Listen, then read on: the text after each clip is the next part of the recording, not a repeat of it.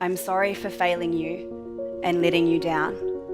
But the reality is that my fight is one that was never going to be won. I fought for years, but I just can't do this anymore. I'm sorry. I love you. Goodbye. That was a suicide note that I wrote after my final suicide attempt. I say final because I had struggled with 9 years of suicidal tendencies and mental illness, with my first ever suicide attempt being at just 12 years old.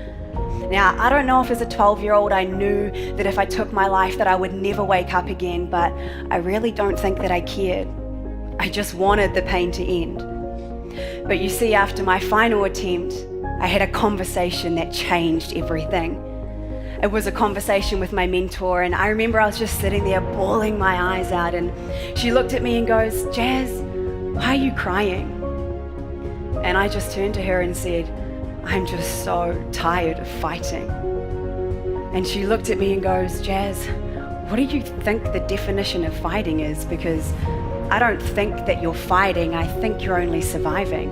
And it's only when you learn how to fight that the change that you're longing to see is going to happen."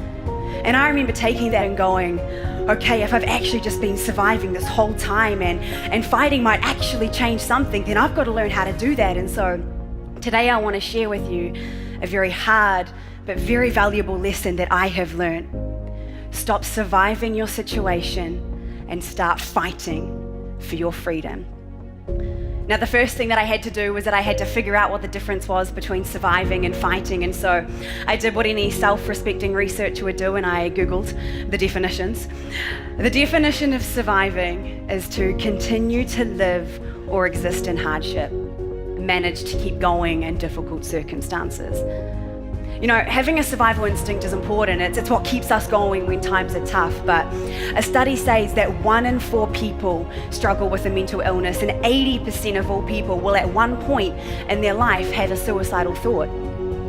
This epidemic that we call suicide is no longer something that we can simply survive through, but we must learn how to fight. And so the definition of fighting is to engage in a battle or war. Fight to overcome and destroy an adversary. The very first thing that caught my eye about that definition was the word engage. To engage in a battle or war. Now, I know that sounds like hard, but it's actually really simple.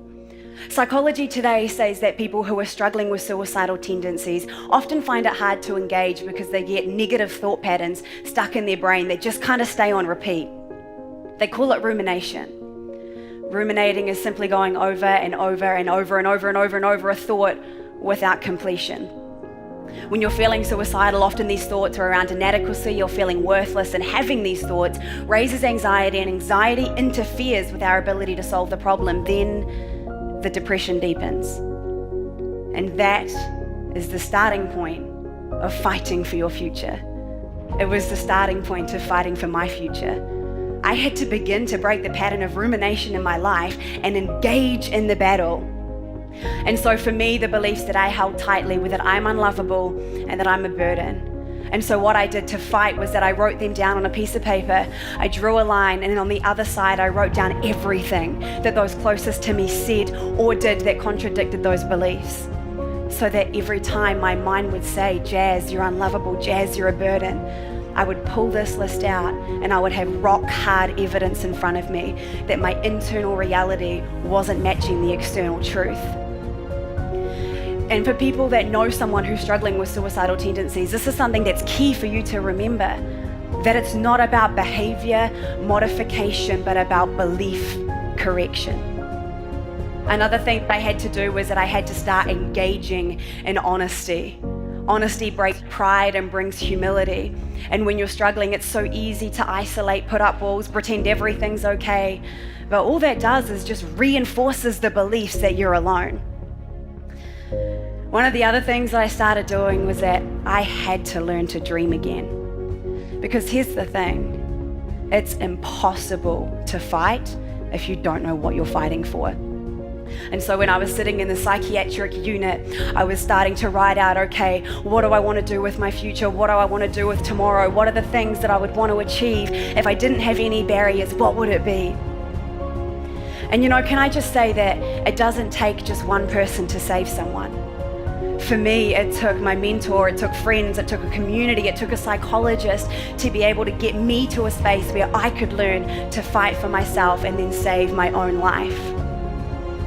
And then one of the final and probably most significant things that I did to fight was that I wrote a letter called Dear Suicidal Me. It was a letter that I wrote when I had kind of a good day. And psychologists often talk about safety plans, which are great, but it's a whole nother thing when it comes from yourself. And so when I had that slightly good day, I wrote this. Dear Suicidal Me, if you're reading this, then I'm guessing that things aren't going too well for you. I know it probably seems impossible, that you've gone around in another circle and it will be better with you gone. You think that you're a burden to everyone around you and that no one could possibly love you. But you are wrong. There are people who love you. You know what you need to do to bring yourself back from this space. Put on inspirational music, not sad music like you always do. You know it makes you feel worse, yet you still choose to do it. Text Esther, Wayne or Libby, remember, you are not alone. People care, so please get over your pride and fear and reach out. They would rather have you messy and alive than not here at all. You are so close to being free of all of this. Don't give up now. Remember who and what you are fighting for.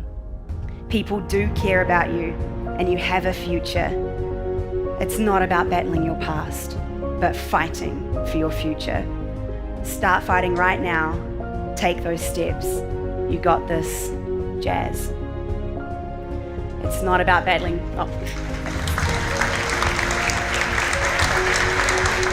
It's not about battling your past, but fighting for your future. And the dreams that I once had when I was sitting in that psych unit were dreams of one day being able to tell my story in a way that maybe it could provide hope for other people. That one day I could maybe be involved in film and television telling stories that matter. And let me tell you this. At the start of 2017, a friend and I, we launched a charity called Voices of Hope. And now every single day of my life, I get to spend that speaking hope. I get to create online video content and campaigns around mental health and suicide. We've spoken in high schools across Australia, New Zealand, and at events around the globe, speaking hope, sharing our stories. And the very first video that I ever directed for us was a video called Dear Suicidal Me. It was a video inspired by that letter that I wrote, but this time, instead of the letters being to the future suicidal self, I had people writing letters to their past suicidal selves, hope-filled letters. That video now sits at over 80 million views with hundreds of thousands of people contacting us saying that they've seen hope in a way that they've never seen it before. Now I tell you all of that so that these words mean something, that hope is real. Surviving is being on the back foot. Fighting is being on the front foot. Change is possible. I am proof. Thank you.